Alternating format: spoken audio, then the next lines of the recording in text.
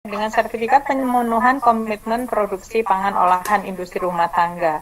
Tadi beberapa Bapak Ibu sekalian sudah menyampaikan kepada kami, kepada panitia melalui chat, WA chat, kemudian ada Zoom chat. Nah, apa saja yang disampaikan? Banyak pertanyaan-pertanyaan terkait dengan SPPIRT. Apa bedanya SPPIRT dengan MD? Itu tadi sudah disampaikan oleh Bu Aan. Saya akan mengulangi beberapa hal sedikit saja, karena yang tadinya ada di Bu Aan, mungkin kita akan coba bisa kita bisa elaborasi yang ada di SPPIRT. Semoga saja filenya terlihat dan suara saya terdengar dengan jelas. Bapak Ibu sekalian yang saya hormati, ada hal-hal yang ingin kami sampaikan adalah standar pemenuhan komitmen produksi pangan olahan industri rumah tangga dan perizinannya. Karena tadi seperti dari Jawa Barat atau dari mana ya tadi katanya ini mati di sini OSS-nya dan seterusnya, terus kami bagaimana? Nah, kita akan coba mendiskusikan itu sekarang, Bapak Ibu sekalian. Bapak Ibu sekalian yang saya hormati, kita tahu bahwa pemerintah berusaha untuk mempermudah perizinan berusaha bagi Bapak Ibu sekalian. Dari semua sektor. Salah satunya adalah sektor perizinan berusaha untuk pangan olahan. Yang dimudahkan yang mana? Semua. Jadi perizinan berusaha untuk industri rumah tangga pangan juga dimudahkan. Tadi Bu Aan juga sampaikan perizinan berusaha untuk pangan yang MD itu juga dimudahkan. Ini dimudahkannya berdasarkan PP 5 tahun 2021 yang merupakan peraturan pelaksanaan dari Undang-Undang Cipta Kerja. PP 5 2021 ini tentang penyelenggaraan perizinan berbasis resiko. Nah, pada batang tubuhnya itu pasal 120 jelas-jelas menyampaikan bahwa perizinan berusaha untuk pangan olahan industri rumah tangga pangan yang diproduksi oleh UMK merupakan bagian dari perizinan pada sektor obat dan makanan. Oleh karena itu, Badan POM, karena sektor obat dan makanan, tentu saja Badan POM harus menyusun ini meskipun perizinan ini diberikan oleh daerah. Kalau yang tadi MD diberikan oleh Badan POM. Nah, sekarang SPPIRT diberikan oleh daerah. Daerah yang mana? Daerah kabupaten kota. Dasar hukum pemberian SPPIRT itu ada di 6 tempat nih. Ada di Undang-Undang Pangan. Ada juga di PP 86 tahun 2019 tentang keamanan pangan. Kemudian ada di Perbadan POM 22 tahun 2018. Bapak Ibu sekalian, para pelaku industri rumah tangga pangan pasti paham dengan peraturan Badan POM 22 tahun 2018 tentang pedoman pemberian sertifikat produksi pangan industri rumah tangga. Itu masih berlaku enggak? Masih berlaku isinya, tapi tata caranya sudah diubah. Kemudian ada juga Undang-Undang Cipta Kerja nomor 11 tahun 2020 tadi sudah saya sampaikan. Ada kemudahan-kemudahan berusaha yang dituangkan di PP 5 tahun 2021. Kemudian PP 5 tahun 2021 diturunkan menjadi ke dalam peraturan Badan POM nomor 10 tahun 2021. Di dalamnya ada standar kegiatan berusaha dan produk pada penyelenggaraan perizinan berusaha berbasis risiko sektor obat dan makanan. Bapak Ibu sekalian, saya ingin mengingatkan kembali bagi yang sudah tahu sebelumnya bahwa industri rumah tangga pangan yang selanjutnya disebut industri rumah tangga pangan atau IRTP adalah perusahaan pangan yang memiliki tempat usaha di tempat tinggal. Tadi saya dengar Bu Aan sudah sampaikan bahwa boleh saja yang di rumah tangga MD asalkan dapurnya terpisah. Nah, kalau PIRT dapurnya sebetulnya masih bisa sama, tapi harus betul-betul dijaga untuk tidak saling mencemari. Kalau saya masak sayur asem, kemudian yang saya jual adalah nugget, kalau tercampur nuggetnya jadi asem. Oleh karena itu perlu adanya semacam SOP bagaimana caranya Ibu sekalian membersihkan. Nah, ini kan memiliki tempat usaha di tempat tinggal. Tempat tinggal itu apa saja? Ya rumah Bapak Ibu sekalian lah, dengan peralatan pengolahan pangan yang sifatnya manual hingga semi otomatis. Ini tercantum dalam Peraturan Badan POM Nomor 22 Tahun 2018 tentang pedoman pemberian sertifikat produksi pangan industri rumah tangga. Kemudian, karena tadi itu di tempat tinggal, maka sarana-sarana yang tidak di tempat tinggal tidak termasuk IRTP. Yang pertama, apabila beroperasinya bukan di rumah tinggal, ya, bukan di rumah tinggal. Di mana? Di kawasan industri, di toko, dimanapun di luar rumah tinggal. Nah, yang kedua, beroperasinya misalnya di mall, di kawasan industri dan sejenisnya, tadi sudah saya sampaikan. Nah, yang ketiga, menggunakan peralatannya sudah otomatis. Kalau sudah otomatis, kemungkinan ininya sudah besar, kapasitas produksinya besar.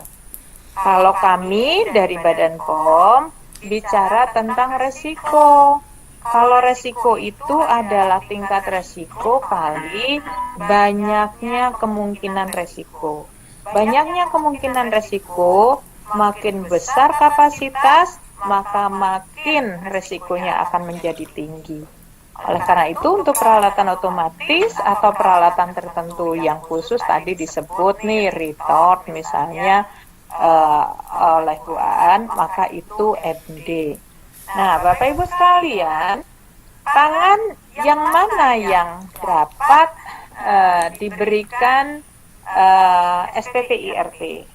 Yang pertama, jadi industri rumah tangga pangannya sendiri kan ada dua ya kriterianya tadi, di tempat tinggal dan menggunakan alat yang manual sampai dengan semi otomatis.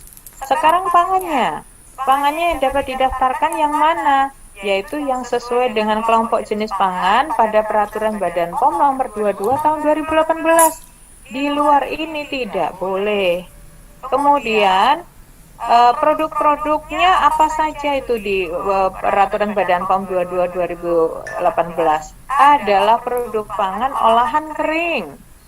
Kemudian tadi juga disebut masa simpannya lebih dari 7 hari di suhu ruang untuk pangan yang sesuai Peraturan Badan POM 22 2018.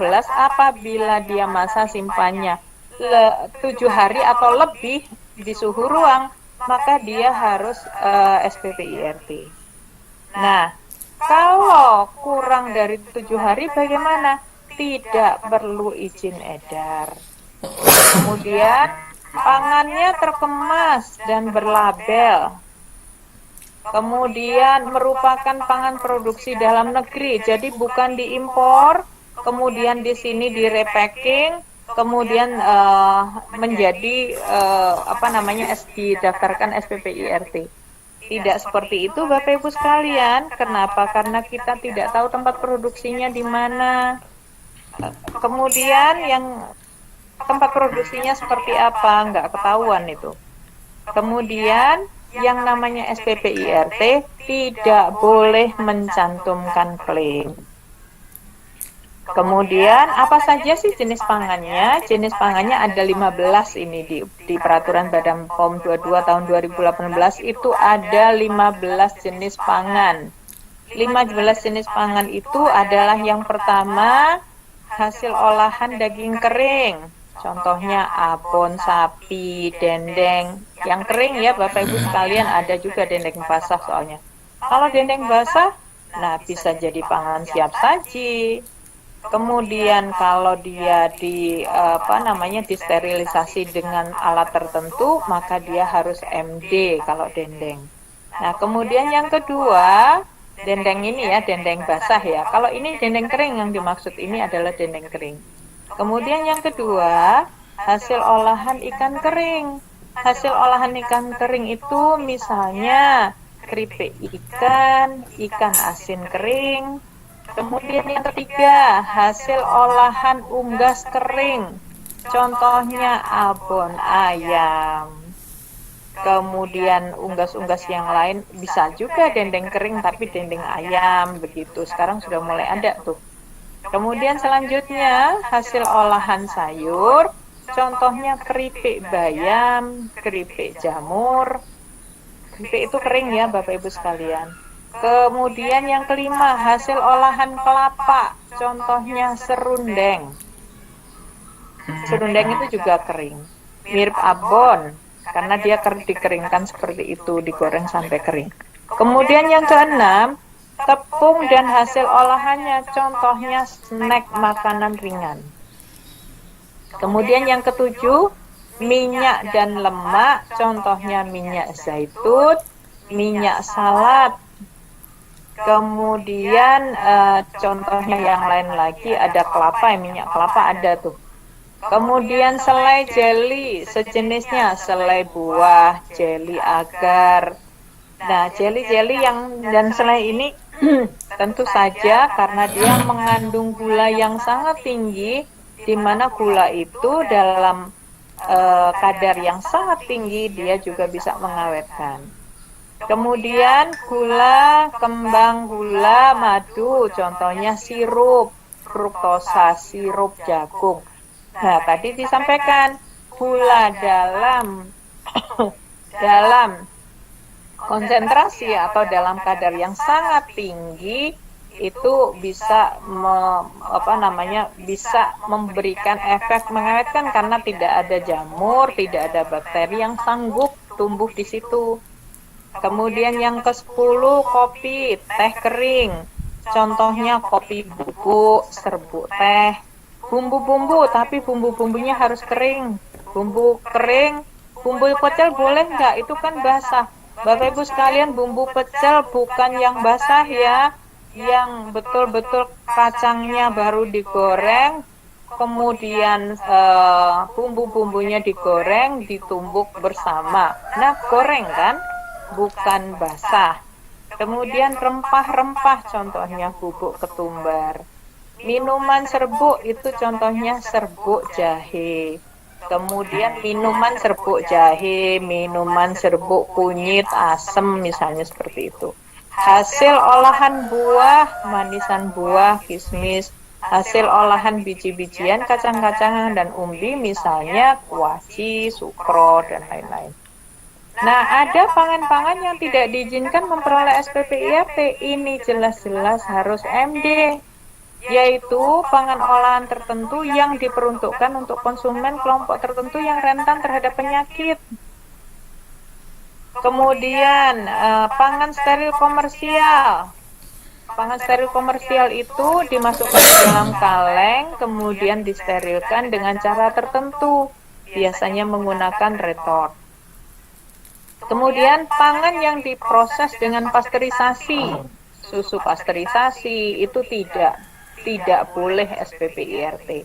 Nah, ada juga nih pangan yang diproses dengan pembekuan atau pangan beku atau frozen food. Itu juga harusnya MD, tidak boleh SPP IRT. Nah, kemudian pangan-pangan yang berisiko tinggi. Kalau tadi adalah pangan-pangan yang ini. Pangan-pangan yang berisiko tinggi seperti nugget, bakso, sosis, minuman cair, itu semuanya tidak boleh, tidak diizinkan untuk diproduksi oleh industri rumah tangga pangan, kecuali bentuk yang siap saji atau segera dikonsumsi dan tidak disimpan dalam lemari pembeku atau pendingin. Yang namanya bentuk siap saji langsung dikonsumsi, segera dikonsumsi, meskipun pada saat pengantaran itu diantar dalam suhu dingin. Kemudian slide selanjutnya kita bahas tentang kemasannya. Hal yang perlu diperhatikan adalah kemasan. Di dalam SPPIRT itu ada kode-kode. Kode-kodenya nomor SPPIRT salah satunya adalah jenis kemasan. Saat ini kemasan-kemasan yang mungkin digunakan adalah gelas, plastik, karton, kaleng. Kemudian aluminium foil, lain-lain itu seperti ini, daun, komposit, atau kemasan ganda. Nah, Bapak Ibu sekalian, di dalam kemasan-kemasan ini yang paling penting adalah kemasan-kemasan ini food grade ya Bapak Ibu sekalian. Ditandai dengan apa? Kalau plastik itu sudah ada tandanya. Tandanya adalah ada gambar garpu dan gelas kaki. Itu tandanya adalah food grade begitu. Nah, kemudian yang selanjutnya adalah yang perlu diperhatikan selanjutnya adalah label. Di dalam label itu harus mencantumkan minimal informasi-informasi ini. Informasi-informasi ini adalah nama produk, nama dagang, kemudian bisa bergambar, bisa tidak bergambar. Kalau bergambar, misalnya gambarnya buah, ya berarti isinya buah. Nggak boleh gambarnya buah, isinya hanya esens. Jadi jangan membohongi pembeli. Kemudian ada syarat penyajian. Kemudian ada halal kalau misalnya sudah punya halal. Kalau nggak punya halal gimana? Segera kita urus segera Bapak Ibu urus ya. Kemudian ada nama dan alamat produsen. Ada isi bersihnya berapa, ada nomor PIRT-nya. Izin edarnya kebetulan izin edar PIRT, ada tulisan PIRT dan 15 digit. Yang menentukan nomor ini, siapa yang menentukan nomor ini adalah pada saat Bapak Ibu sekalian mengurus ke PMPTSP di masing-masing kabupaten kota tempat kedudukan dari industri rumah tangga pangan, akan keluarlah nomor ini. Kemudian di bagian lain, itu tadi di bagian utama. Sekarang ada bagian lain itu ada isinya komposisi, kemudian ada petunjuk penggunaannya, ada kode produksi, dan ada tanggal kadaluarsa. Satu lagi yang belum masuk di sini adalah ada informasi nilai gizi. Nah, rancangan label ini sesuai dengan peraturan Badan POM nomor 20 tahun 2021 tentang perubahan peraturan Badan POM nomor 31 tahun 2018 tentang label.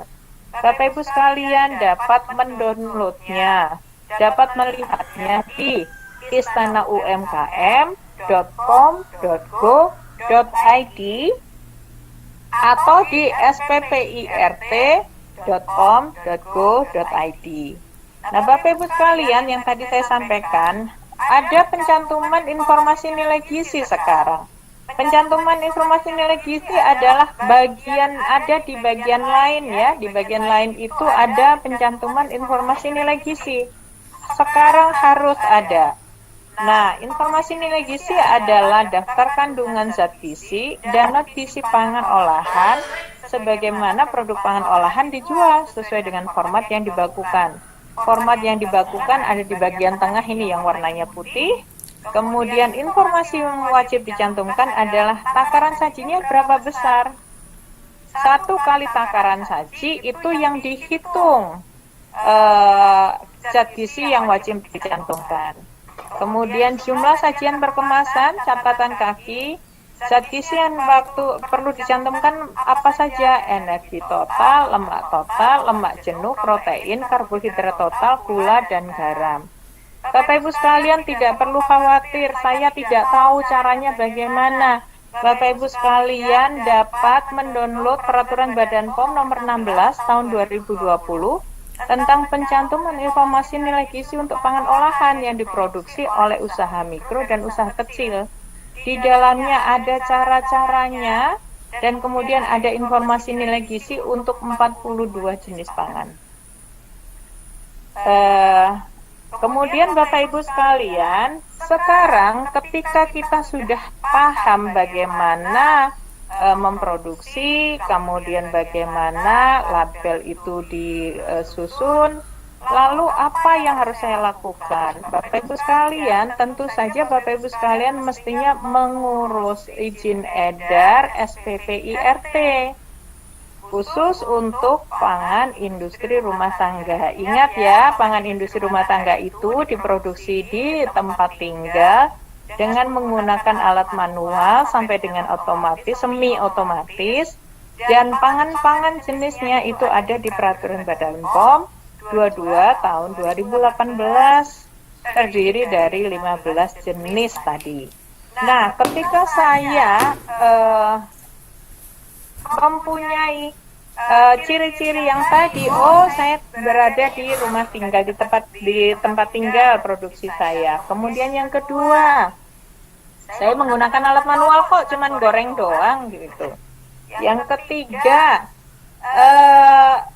yang saya produksi adalah keripik bayam. Cocok dong kalau seperti itu. Tentu saja Bapak Ibu sekalian perlu mengajukan izin edar kepada DPM PTSP Kabupaten Kota setempat, di mana industri rumah tangga pangan Bapak Ibu sekalian berkedudukan.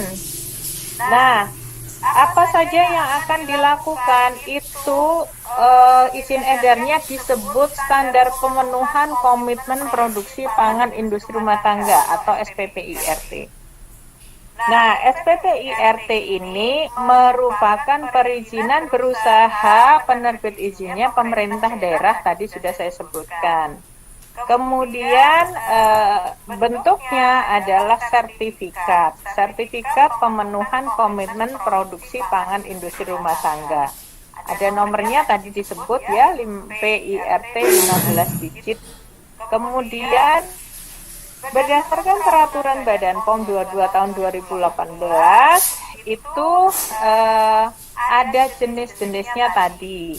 Kemudian ada yang bagaimana cara memproduksinya dan seterusnya.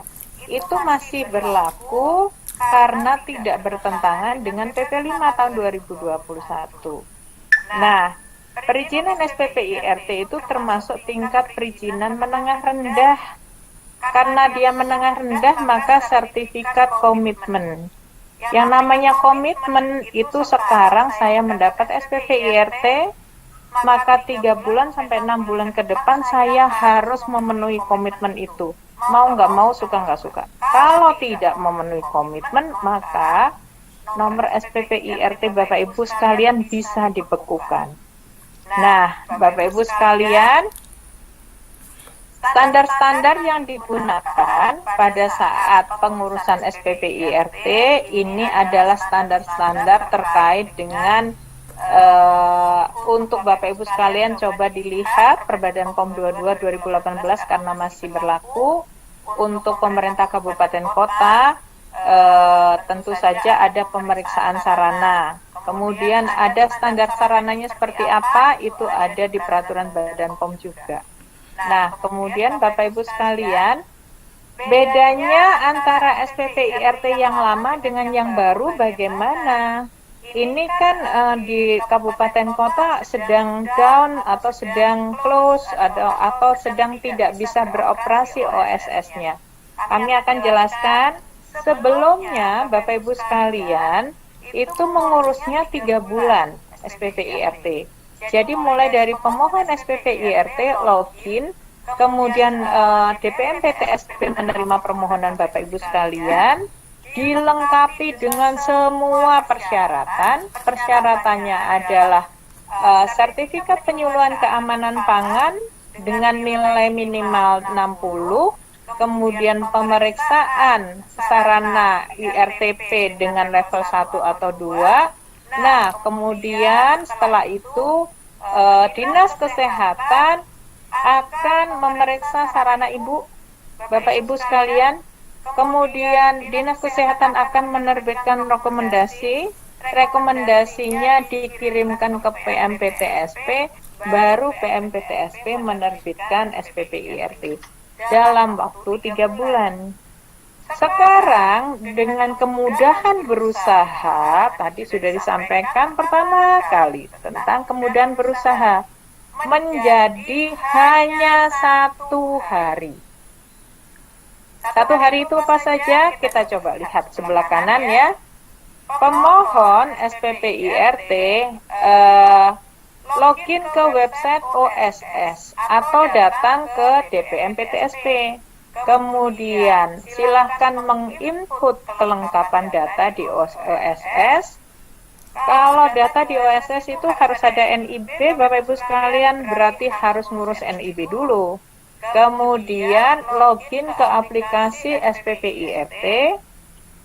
Setelah itu harus mengunggah data produk dan upload rancangan, label, dan pernyataan komitmen. Jadi ada data produk diunggah, ada upload rancangan label juga, ada juga upload pernyataan komitmen. Lalu diterbitkanlah SPP-IRT.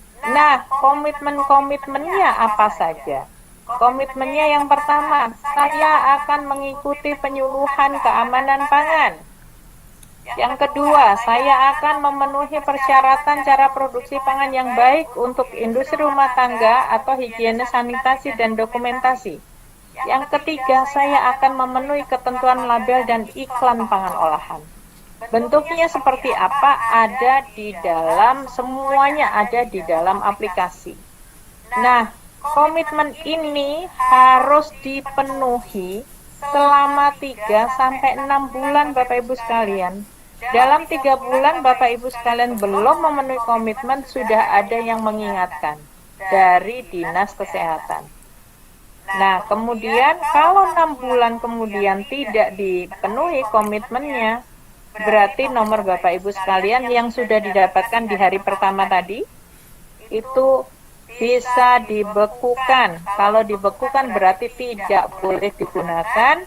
Kalau Bapak Ibu sekalian menggunakan, maka Bapak Ibu sekalian melanggar hukum. Ya. Kemudian komitmennya itu, persyaratannya untuk mendapatkan standar pemenuhan komitmen tadi atau SPP-IRT apa saja ininya. Yang pertama, pasti jenis pangannya harus sesuai. Jadi peraturan Badan POM 22/2018 tadi. Kemudian harus produksi dalam negeri, tadi sudah disampaikan. Kemudian bisa juga sih berdasarkan kontrak maklunnya dengan industri juga dari dalam negeri. Nah, kemudian ada juga komitmen itu ada persyaratannya. Persyaratan umumnya adalah Bapak Ibu sekalian boleh pelaku usaha perorangan, perseorangan, tapi juga boleh non perseorangan. Jadi bisa juga yayasan misalnya, koperasi misalnya, CV atau persekutuan firma. Kemudian pelaku usahanya harus mengurus SPP-IRT sesuai lokasi usaha. Lokasi saya di Ciracas, Ciracasnya dekat Cimanggis. Dekat banget. Selisih 2 meter saja sudah Cimanggis karena di perbatasan ini ceritanya. Saya lebih dekat mengurus ke Depok, tetap tidak boleh. Jadi tetap saja wilayahnya Ciracas, berarti mengurusnya di Jakarta Timur. Meskipun lebih dekat ke kota atau kabupaten tetangga, tetap saja harus sesuai dengan wilayah lokasi di mana Bapak Ibu sekalian tinggal ininya. Kemudian yang kedua, data pangan olahan industri rumah tangga yang didaftarkan apa saja tuh? Kemudian pernyataan mandiri atau komitmen tadi, self declaration of conformity. Nah, kemudian itu isinya apa saja? Yang tadi saya sebutkan, mengikuti penyuluhan keamanan pangan, memenuhi persyaratan CPPBIRT atau higiene sanitasi dan dokumentasi, dan memenuhi ketentuan label dan iklan pangan. Ada persyaratan khususnya, yaitu harus mengupload rancangan label dan mengacu peraturan Badan POM mengenai keamanan mutu manfaat gizi pangan olahan industri rumah tangga. Sarananya pun tadi sarana industri rumah tangga, dan Dinas Kesehatan akan melakukan pengawasan selama 3 bulan. Nah, Bapak Ibu sekalian, pengawasannya apa saja itu yang dilakukan? Kalau komitmennya memenuhi atau mengikuti penyuluhan keamanan pangan, maka dibuktikan dengan sudah ada sertifikat penyuluhan keamanan pangan dengan postes minimal 60. Kalau belum, berarti belum memenuhi komitmen. Nah, tindak lanjutnya apabila Bapak Ibu sekalian belum, maka Bapak Ibu sekalian boleh mengajukan ke Dinas Kesehatan untuk mendapatkan BIMTEK penyuluhan keamanan pangan oleh tenaga penyuluh keamanan pangan yang kompeten, yaitu dari Dinas Kesehatan. Kemudian yang kedua, memenuhi persyaratan cara produksi pangan yang baik untuk industri rumah tangga. Buktinya sudah memenuhi komitmen apa? Hasil pemeriksaan sarana. Kalau sarananya belum diperiksa, maka Bapak Ibu sekalian mengajukan ke Dinas Kesehatan.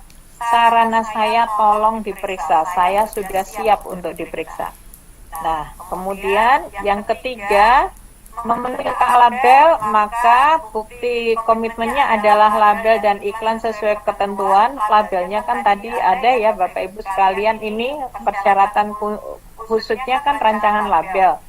Jadi akan dilihat rancangan labelnya sudah sesuai atau tidak. Kalau tidak sesuai masih bisa didampingi. Didampinginya adalah di 3 bulan kedua. Artinya kan ada 6 bulan ya, 3 plus 3. Nah, 3 yang kedua inilah yang akan dilakukan pendampingan. Bapak Ibu sekalian, menu utama untuk melakukan mengikuti penyuluhan keamanan pangan nilai postes minimal 60 adalah yang pertama, peraturan perundang-undangan di bidang pangan, kemudian ada keamanan dan mutu pangan, ada teknologi proses pengolahan pangan, ada prosedur operasi sanitasi yang standar, jadi SSOP diajarin nanti. Kemudian cara produksi pangan yang baik untuk industri rumah tangga pangan, bukan hanya diajarin, tapi juga akan diajak untuk menggambar denah ruangannya, alur produksinya, kemudian komposisi, pemilihan bahan baku, dan seterusnya. Kemudian ada penggunaan BTP. BTP tadi sudah disampaikan oleh Bu Aan. BTP-nya yang mana? BTP tentu saja yang tidak mempunyai maksimal. Nah, jadi diperbolehkan, tapi hanya BTP yang tidak mempunyai maksimal. Kemudian persyaratan label dan iklan pangan. Kemudian ada materi pendukung, yaitu pencantuman label halal dan etika bisnis dan pengembangan jejaring bisnis industri rumah tangga pangan. Di etika bisnis dan pengembangan jejaring bisnis industri rumah tangga pangan termasuk diajarin bagaimana untuk masuk ke marketplace misalnya seperti itu, bagaimana manajemen keuangan misalnya seperti itu. Nah, Bapak Ibu sekalian, yang kedua tadi komitmen kedua kan pemeriksaan sarana ya, sarananya harus levelnya 1 atau 2. Formulir pemeriksaannya adalah seperti ini formulir pemeriksaannya diserahkan kepada Dinas Kabupaten Kota ini. Kami tidak menyampaikan kepada Bapak Ibu sekalian, tetapi yang ada di Bapak Ibu sekalian adalah seandainya Bapak Ibu sekalian, maaf saya balik kembali nih di sini. di huruf E, cara produksi pangan yang baik untuk industri rumah tangga pangan. Apabila Bapak Ibu sekalian di sini mengikuti penyuluhan dengan sungguh-sungguh, maka pasti akan lulus di sini pemeriksaan sarana industri rumah tangga pangan.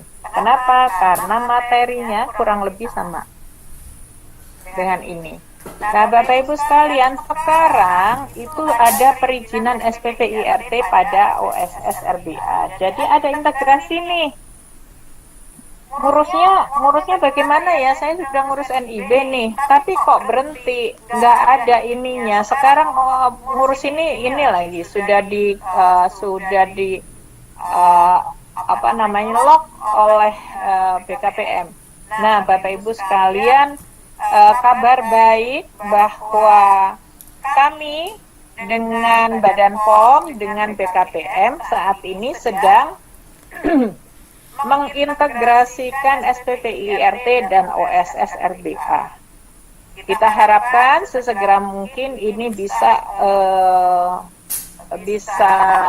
mulus ya prosesnya, sehingga Bapak Ibu sekalian dengan segera dapat masuk ke perizinan SPPIRT yang terintegrasi dengan OSS RBA. Nah, aplikasinya kami sudah kembangkan. Kemarin sudah dilakukan uji terhadap aplikasi ini. Aplikasi ini terdiri dari dua, yaitu aplikasi untuk pendaftaran dan pelaporan penerbitan, dan juga ada konsultasi online. Kemudian, kenapa konsultasi online? Bapak Ibu sekalian ingat ya, tadi itu ada pemenuhan komitmen 3-6 bulan. Pada saat pemenuhan komitmen, barangkali Bapak Ibu sekalian perlu konsultasi. Bisa juga sebelumnya Bapak Ibu sekalian lihat konsultasinya saja, belum daftar, lihat konsultasinya saja, kemudian menanyakan sesuatu, dipersilahkan.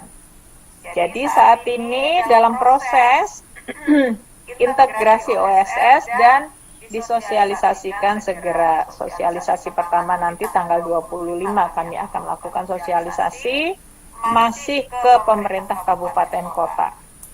Nah, Bapak Ibu sekalian, penerbitannya menggunakan aplikasi SPPIRT sudah terintegrasi dengan OSS. Nih, sekarang ini uji coba akhir. Kalau uji coba akhir ini go, maka insya Allah sesegera mungkin, moga-moga hari Senin sudah bisa digunakan ini. Nah, pada saat ini integrasi dilaksanakan. Alur penerbitan SPPIRT-nya adalah caranya login dulu ke OSS RBA untuk mendapatkan NIB. Ya, NIB kan persyaratannya macam-macam itu, termasuk NPWP dan seterusnya. Kemudian yang kedua, memilih perizinan UMKU. UMKU-nya sertifikat pemenuhan komitmen produksi pangan olahan industri rumah tangga. Jadi itu ada diklik, tinggal diklik. Kemudian pelaku usaha akan langsung terkoneksi dengan aplikasi SPPIRT. Nah, kemudian pelaku usaha diminta untuk mengisi data terkait pangan olahan dan mengunggah pernyataan komitmen tadi, yang 3 komitmen dan rancangan labelnya seperti apa. Secara sistem, nomor PIRT akan tergenerate dan kemudian secara otomatis berdasarkan pengisian dilakukan oleh pelaku usaha. Jadi misalnya, produk saya kacang-kacangan, dia langsung otomatis masuk ke nomor tertentu. Nah, nomor PIRT oleh sistem akan dikirimkan ke OSS RBA menjadi lembar kedua pada sertifikat standar pernyataan mandiri, kemudian diberikan kepada pelaku usaha. Jadi Bapak Ibu sekalian, dalam 1 hari sudah bisa keluar nih. Sertifikat standar ini ditembuskan ke Dinas Kesehatan dan DPM PPSP sebagai dasar pengawasan. Pengawasannya yaitu tadi untuk melihat komitmennya sudah dipenuhi belum dalam 3-6 bulan. Ini adalah alur penerbitan pada aplikasi SPPIRT. Jadi SPPIRT untuk pengajuannya, kalau NIB dulu ya Bapak Ibu sekalian ya, NIB-nya harus diurus dulu. Kemudian langsung, nggak usah keluar dari sistem, langsung pengajuan SPP IRT begitu NIB-nya ada. Begitu NIB ada, maka masuk tadi di UMKU sertifikat pemenuhan komitmen produksi pangan olahan industri rumah tangga. Bapak Ibu sekalian diminta untuk mengisi data pelaku usaha terdiri dari nama pelaku usahanya, nama usahanya, provinsi, kabupaten kotanya, alamat lengkapnya, NIB-nya nomor berapa. Nah, NIB-nya sudah masuk di situ otomatis. Nah, nomor KTP-nya, kemudian input data produknya, pilih jenis produk pangannya. Produk pangannya apa? Ya dari 15 itu. Oh, produk pangan saya jenisnya jenis 8 ya, diklik 8. Kemudian pilih nama produk pangannya, ada nama-nama produk pangannya di situ. Kemudian pilih jenis kemasannya. Saya pakai kemasan plastik kah? Saya pakai kemasan gelas? Saya pakai kemasan komposit dan seterusnya. Kemudian diminta untuk mengisikan komposisinya. Jadi komposisinya apa saja? Dari komposisi itu Bapak Ibu sekalian, apabila tidak sesuai, ada komposisi yang tidak sesuai, misalnya, oh ada BTP tapi BTP-nya bukan BTP yang tidak punya batas maksimal, BTP-nya ada batas maksimal, ini harus MD nih. Nah itu maka sistem akan menolak. Kemudian proses produksinya seperti apa? Itu ada di sana input data proses produksi, kemudian cara penyimpanannya bagaimana, masa simpannya, dan ini adalah produk yang kesekian untuk industri rumah tangga Bapak Ibu sekalian. Misalnya, oh saya sudah memproduksi 7 produk dan sudah dapat SPP IRT. Ini adalah produk jenis produk ke-8, maka ditulis ke-8. Input label produk. Kemudian setelah itu Bapak Ibu sekalian input label produk apa saja yang di checklist. Ada checklistnya. Nama produknya apa? Ditulis di situ. Komposisinya bagaimana sudah ya? Berat bersihnya berapa? Ada halal enggak? Kalau ada halal dicantumkan. Nama dan alamat industri rumah tangga pangannya, tanggal dan kode produksi, maksudnya tanggal dan kode produksi itu adalah kalau Bapak Ibu sekalian menanggali kode produksi seperti apa? Contoh tanggal dan kode produksi. Keterangan kadaluarsa, oh ini kadaluarsanya dalam waktu 3 bulan, 2 bulan. Kadaluarsanya dalam waktu 2 tahun misalnya begitu. Asal usul bahan tertentu, misalnya kalau bahannya nggak ada nih, asal usulnya bagaimana? Saya impornya dari sini, itu dimasukkan di situ. Informasi nilai gizi, informasi nilai gizi. Kemudian keterangan lain yang berisikan keterangan yang dicantumkan pada label, misalnya saja gambarnya dan seterusnya. Nah, upload rancangan label. Kemudian sistem akan menganalisis apakah SPP IRT bisa diterbitkan atau tidak. Kalau bisa diterbitkan maka langsung SPP terbit. Kalau tidak maka sistem akan menolak dengan rekomendasi mengurus izin edar ke Badan POM. Contohnya tadi, ketika ada komposisinya Bapak Ibu sekalian ada BTP yang mempunyai batas maksimal, maka dia akan masuk. Silakan mengurus ke Badan POM. Misalnya begitu. Kemudian ada cara penyimpanan, disimpan beku misalnya, maka akan masuk. Silakan diurus ke Badan POM. Misalnya seperti itu Bapak Ibu sekalian.